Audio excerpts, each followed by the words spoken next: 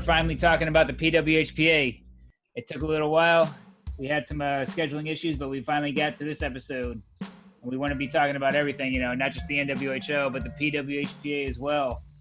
So it was a cool first year for the PWHPA, and we definitely want to see some more of that cool stuff going into the second year. We want to see, as far as the PWHPA is concerned, I'm just all about, I'm a guy who's a big fan of innovation. And the PWHPA definitely has a lot of chances to innovate. They can go to a whole lot of places that, pro women's hockey leagues haven't been, like, Chicago or whatever, and hopefully St. Louis next year. Because, they love that. They loved being at that the NHL All-Star game. A lot of them went to that new facility too. So, I'm going to be hopeful for that. But yeah, man. So the PWHPA is already making some changes over the summer. For one, they got the new list of regions. So last year they had the 8 regions. They had Calgary, they had Montreal, they had GTA East, GTA West. You had Buffalo, you had Tri-State, you had New England, and then you had Minnesota. And the way I kind of saw it was like these regions were based on, these are places where either there is a pro team now or there used to be a pro team. So like Montreal, you compare to the Montreal Le Canadien. Calgary, you compare to the Inferno. Minnesota, you compare to the Whitecaps. GTA East and West, you had the Markham Thunder and Toronto Furies and the GTA area. Then Tri-State would be like the New York Riveters, Metropolitan Riveters, Buffalo, Utes, New England would be Boston Pride, and then you get the idea. So this time they condensed it down to 5 regions. So Montreal's still there, Calgary, Minnesota are still there. But then GTA East and West, of course, merged into one. It's just Toronto now. And then New England and Tri-State and Buffalo, that got more interesting. So Buffalo and Tri-State are out. And New England is, it's not necessarily out, but it's focused on New Hampshire now. And my guess is, we kind of talked about it before, my guess was that, like, they talked about, there was an article, I think it was the Victory Press, where anonymous players talked about how, like, the locker room conditions and stuff like that wasn't good. And I'm guessing, like, maybe all the Boston rinks are always booked up all the time, and you mentioned how they might be too expensive. Yeah. So I guess in New Hampshire, it's kind of like, they had a PWHPA event there, and that was successful as far as I heard. So you go to New Hampshire, that's not in Boston where everything's happened. You go to New Hampshire, and they probably found some rinks that were not as expensive to book, and not they had those good locker room situations where they had access to all this cool stuff, and that's pretty much my guess is why they went to New Hampshire. But what are your thoughts on that? Any thoughts from you about that, as far as somebody who actually lives in Boston and you went to the PWHPA New Hampshire event last year, right? Well, yes, I did. Yeah. A lot of familiar faces up there too. Yeah. Yeah. What I'm thinking is, it could be a good middle ground for a lot of the people in the New England area, whatnot, rather than trying to spread them out amongst different areas in Massachusetts, different areas in like New Hampshire and Connecticut, that kind of stuff. Have it more isolated into one state. I'd imagine New Hampshire would be less expensive to book, and probably has it more readily available due to a lower population over there, so a lot less teams fighting for the same spots, or less conflicts with teams overlapping each other or conflicting with each other, so on and so on. Right. Yeah, so it's definitely interesting because, like, there's just a lot of hockey in Boston, and, like, you would have just assumed, initially I would have just assumed it was just going to be PWHPA Boston, but yeah, it's New Hampshire instead. And it kind of does make sense to me, and New Hampshire is just being put on the map more for me every day. Like, they got this new summer hockey league in New Hampshire, which was started by Bill Flanagan.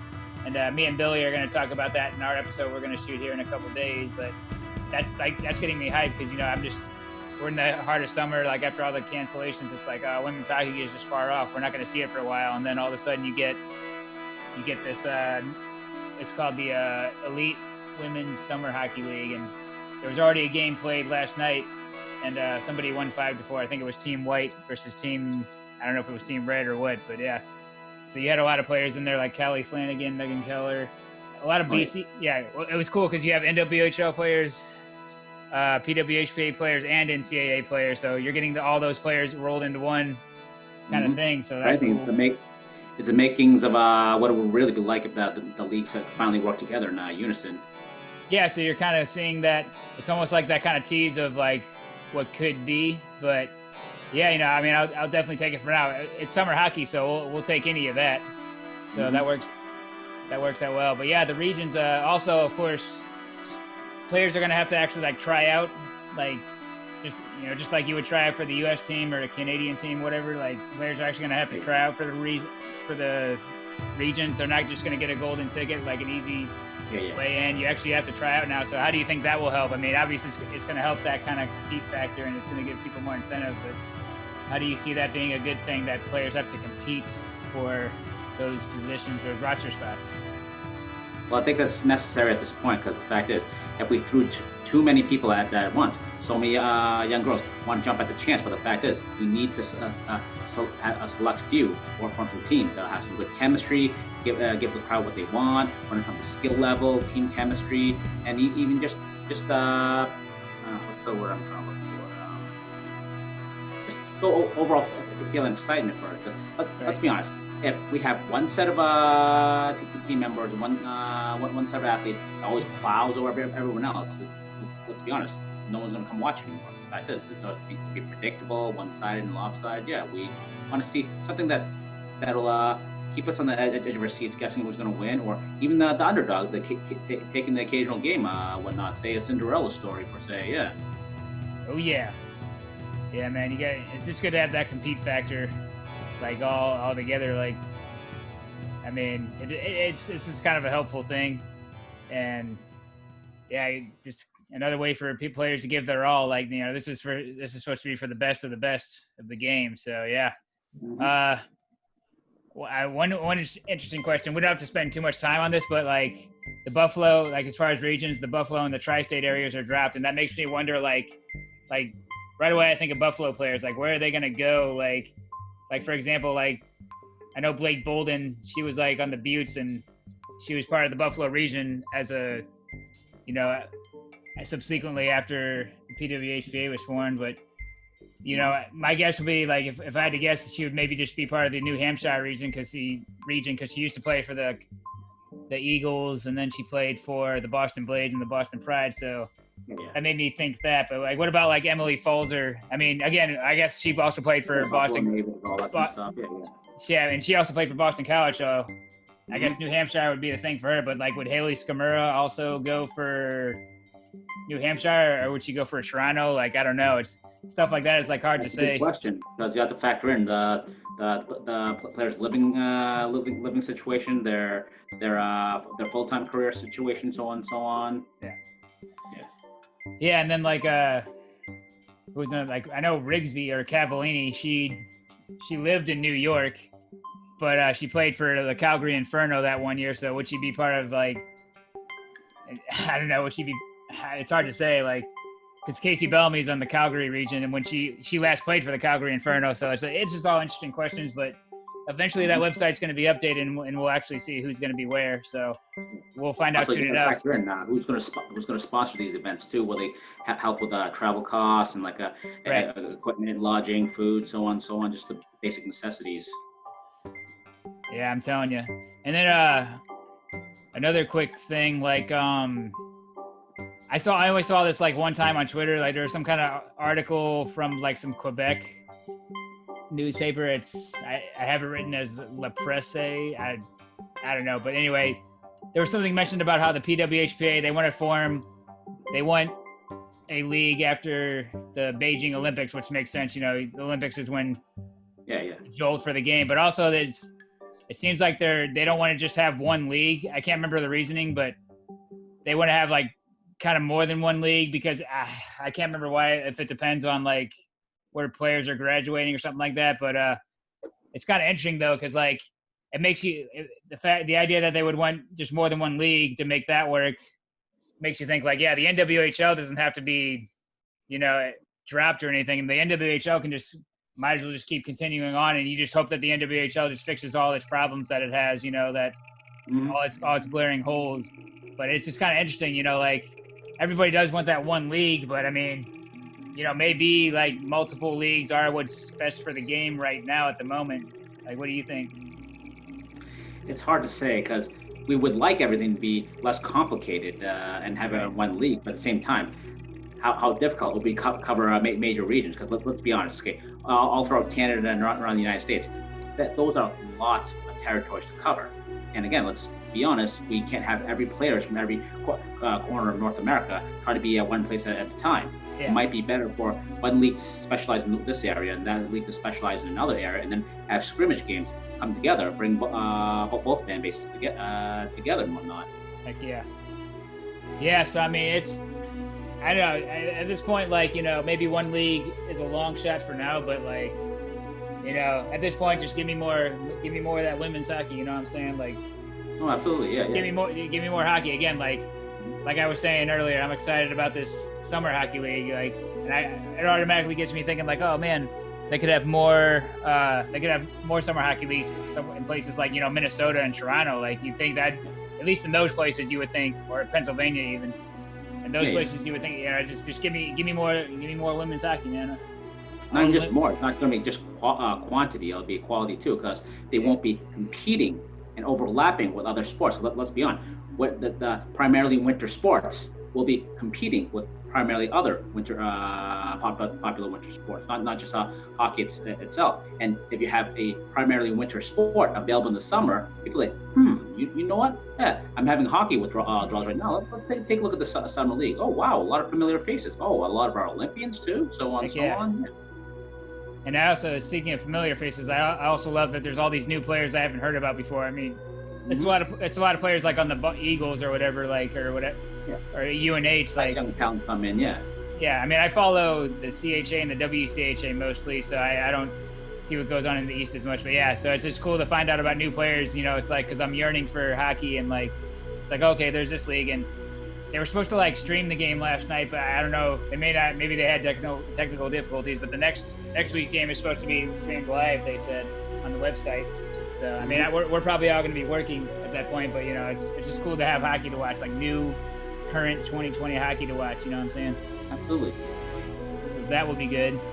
Other than that, we can move on to the types of PWHPA events that we saw last year, and we can talk about how they could be built upon, or how they can be expanded in some way. Like we us women's hockey fans always want more, so we hope to see more. But the first thing I kind of named them all myself. I call these first ones cameo events, which I refer to as like when like the PWHPA latches itself onto some other event, like say the ECHL All-Star Game last year. You were actually able to watch that on TV on the NHL Network last year, but it was in Topeka, which I wasn't that far away for me to go to, but I just kind of didn't feel like going. But it was in January.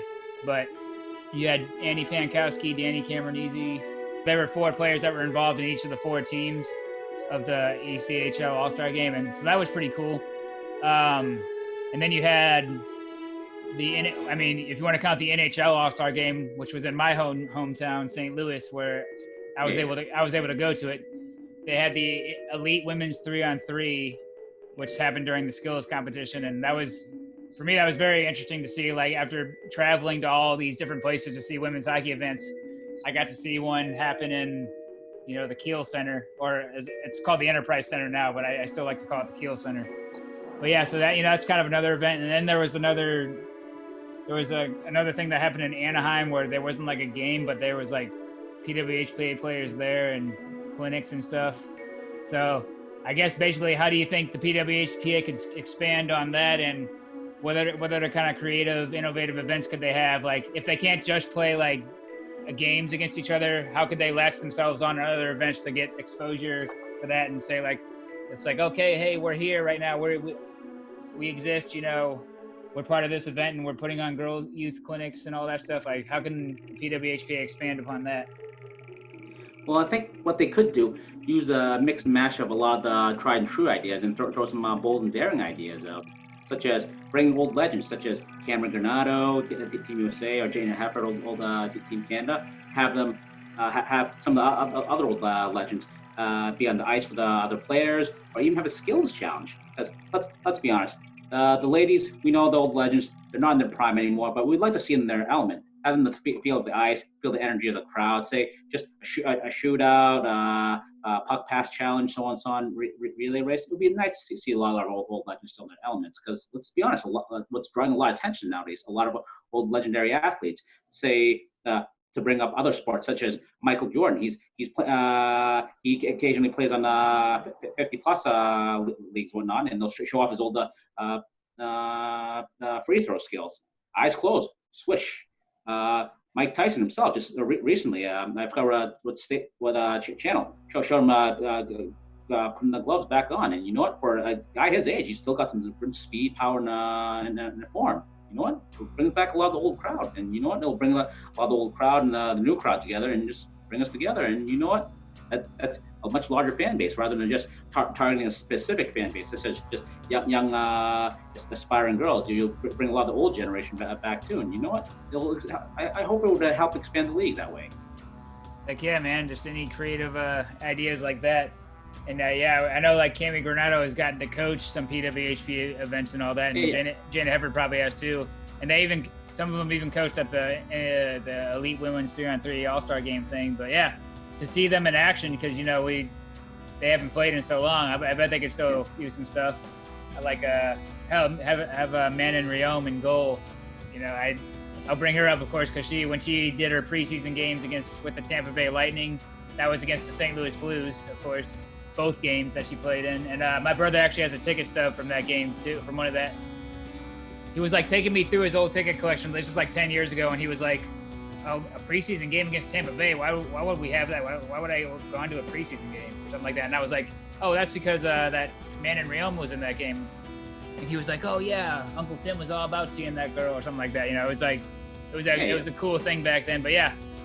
And of course, I love how St. Louis is tied to all these cool women's hockey-related things. But yeah, just seeing any players, you get like, you have the current players, and then you have the players, the legends of old, and then you have the future. Bring the little girls in it somehow. Just all the generations. That always makes things interesting. So yeah, and again, with the PWHPA, there's all kinds of innovations, and those kind of cameo latch-on events are no exception. There's so much, plenty of room for innovation there. But yeah, let's move on to the what I call the PWHPA versus events, or what they actually did have a name for them. They called it PWHPA Live, but these were kind of events that would happen in mainly in Toronto. I mean, because there's Toronto's hopping. It's pretty hopping when it comes to hockey. So you would have games like Team Gable versus Team Nurse or whatever, or even like something like Team Gable versus something U18 boys or whatever. That kind of stuff. Yeah. Yeah, and there'd be like there was an event where Gigi Marvin was heading it up, and that was supposed to happen in either Worcester or Boston. I can't remember. It got canceled because it was on the same day as that rivalry series in Connecticut. I don't know if that was the exact reason it got canceled, but that was something. And then there was more of those kind of events in Minnesota as well. So is there any way they could expand on that? Like, I mean, I think it's usually going to just happen in those kind of regular home base areas like Minnesota, Toronto, and Boston. But any cool ideas with that? Montreal had happened a lot there too, in Quebec. So yeah, any ways to expand on that? Well, there's definitely ways to expand it, but the thing is, would it be cost effective? That's one thing. Because let's be honest, the major states and cities of hockey, Boston, Wall Road, Minnesota, Minneapolis, Toronto, all that kind of stuff. Let's be honest, those places are not cheap to book and coordinate. And again, with the current shoestring budget, a lot of them are working on. As much as I'd like to see it happen, we have to do it within our means right now. Or if they can get some better sponsors, at least I would love to see that happen. Oh yeah.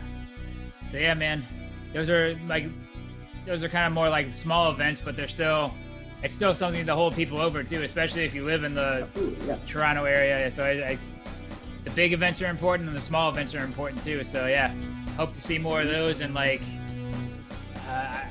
would want to say I would hope there's more than just Montreal, Quebec, Minnesota, Toronto, and Boston. But whatever they can get, whatever they can get, make it happen for sure.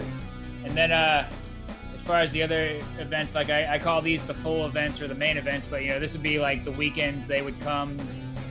Like these would kind of be like the main things they would do. So they had one in Toronto. I think Toronto was the first one, if I remember right. Maybe not, but New Hampshire might have been the first one actually. I don't know. It doesn't matter really, but they did one in Toronto, they did New Hampshire.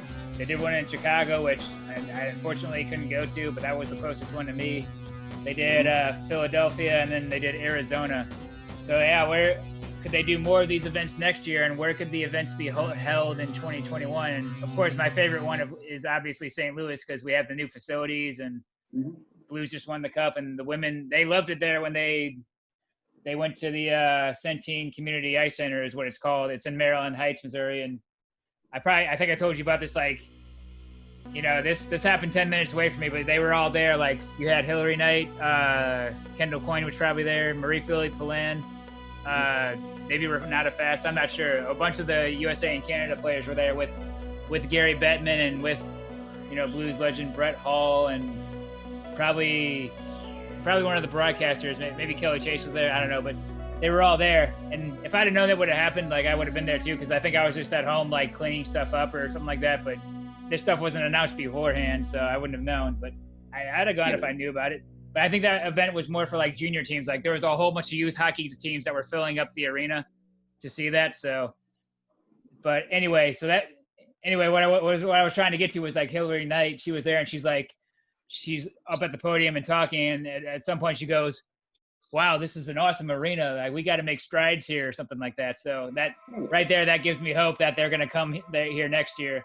And of course, they also, like, Sarah Nurse and Renata Fast and others, like, participated in Wayne Gretzky's youth hockey camp, which is also there. Like, I think it was on the outdoor rink, if I remember right. And of course, Wayne Gretzky was there because he's going to be at all those events. And of course, he used to be on the Blues, and he's married to somebody from St. Louis. So all that, And with the legend, yeah. Yep. So yeah, I could have seen Wayne Gretzky. I mean, I guess I wouldn't have really cared. I'd actually rather see the women's hockey players, honestly. But yeah, all that stuff was going on. Again, 10 minutes away from where I live. So anyway, so yeah, obviously I hope St. Louis is one of the events. But you could also go to, like, Seattle, because you got a new NHL team coming there, and Lexi Bender's trying to do the pro women's hockey in Seattle thing. So Seattle would be good for that. And then Raleigh or Charlotte, Carolina. Like, that's kind of becoming more of a hopping place for hockey. We know Alyssa Gagliardi, and others are representing the Carolina area well. I think mainly Charlotte, but yeah, either one. And then Calgary would be a good place since they don't have a pro team there anymore. Let's see, New York and Buffalo would be good. I mean, Buffalo, those are the two cities they took away the regions, but they could do it. And of course, everybody would love it if they went to Wisconsin. That's, if it's not St. Louis, then the next best thing is Wisconsin. So yeah. And then Winnipeg would be a good one. And also, of course, Montreal and Quebec City. Like Montreal had those, like, PWHPA live events, but they didn't have like big events. So is there any other places you can think of that might be a good for those, like, full weekend events or anything like that? Or did I pretty much cover that? Pretty cut, man. I mean, I'm a little biased being Bostonian myself. Yeah, we're not an official state of hockey per se, but let's be honest. Major Ivy League schools. One of the best teams in the NHL, Boston Bruins themselves, so on and so on. Yeah. So actually, I just scrolled down to the next page, and I had 4 more, and Boston was one of them. And then I had Tampa Bay as being a good one, and Detroit being a good one. Like, or somewhere in Michigan anyway. And then, of course, Pittsburgh is always... Little Caesars Arena. Honestly, I was surprised at how well fitted the Little Caesars Arena. From the outside, it looked like a simple brick building, but in the interior, like, wow, this is so well designed. Excellent. That comes up the seating and the viewpoint and everything. Wow, I was well impressed. Yeah, that's a nice arena. And, of course, Manon Rhéaume coaches the Little Caesars girls hockey teams there, or whatever. I sat next to some of them at that rivalry series game. Yeah, and then of course Pittsburgh would be a good one. That always seems to be a good place for one, especially that arena we went to for the joint training camp was cool, that little facility. So yeah, so that's what I had for the full events. And then we can kind of talk about there being possibly a big super event, like the most premier event of all. So last year there was a event in Toronto called the Secret Women's Hockey Showcase, and there were 6 teams there, so that was pretty fascinating. And I thought, wow, how could they build on this? And I was kind of thinking, like, could the PWHPA make their own kind of like little Four Nations Cup or little Women's World Championship where they have a big tournament of just PWHPA teams? Like, yeah. The thing is, like I said before, the cost and time would be the biggest factors, because we would not need more than just say like the teams from two nations. We'd have to have some of the international stars, like say a lot of Finnish favorites such as Nora Ratti, or some of the Swedish girls, so on and so on. Yeah. Yeah. Nora Ratti. Yeah, I mean, Nora Ratti does live in North America. She lives in Minnesota, apparently. Well, she plays in China with the Red Stars. So, but I guess in the summer she lives in Minnesota. I don't know. But yeah, you know. Yeah. And I was thinking, like, I did kind of draw out a format where there could be elimination games, and it probably wouldn't work. Like, I had, like, you know, round robin preliminary things, and like basically the way I mapped it out, if you only just had the 5 regions, like one of the regions would have to play like a double header one day. And I mean, maybe I'm just not smart enough to map it out like that, but you know, that's what I came up with. And then but otherwise you can look at it as like doing it like the Nations Cup in Europe, which that usually happens in either Switzerland or Germany. But so you have that's like a 6-team thing, and there's no eliminations game, but it's like they get it done in a week. So you have like Finland, Sweden, Germany, Switzerland. I think Russia's the other one, and then it has Canada. Then it has Canada's U22 team. But yeah, they get that done. They get that tournament done without any elimination games, and they have, you know, it's just based on rankings. And actually, at the last Nations Cup, Switzerland actually won that. They beat Finland in a shootout. So when we were at Worlds last year, Switzerland was all banged up and injured, and they were just dropping like flies, like game after game. Yeah. But I'm guessing this was like a fully loaded Swiss team where they had all their players healthy, and I guess they just overcame Finland. You know, Finland, the same Finnish team that had the gold medal around their necks for 8 minutes at Worlds. You know, the same Finnish team, except, you know, some players retired and there's younger players. But yeah, Switzerland managed to beat them in a shootout. So yeah, a tournament like that, though, it would be a good format like that would be good for maybe a super PWHPA event. But yeah, you know, again, that's whatever the PWHPA ends up doing with that is whatever. We're just kind of like talking about ideas that are building off things they did before, just, you know, for fun speculation. I guess if the PWHPA, if they had 6 teams at that tournament, they could have they have the 5 regions, but they could, I guess, just have like a Merc team as a 6th team if they had to add 6 teams. And like, because when I used to play Quidditch, after I graduated college, I played a couple years, and I would join a Merc team or whatever, because the other teams would be college teams, you know, and I wanted to keep playing the games, but yeah, I mean, a Merc team could just have players that were cut from other teams, and then they just like form their own thing, and like, I don't know, it's just a fun idea, but I don't know, would they do it? I don't know, but that was kind of my last thing I was going to add to that.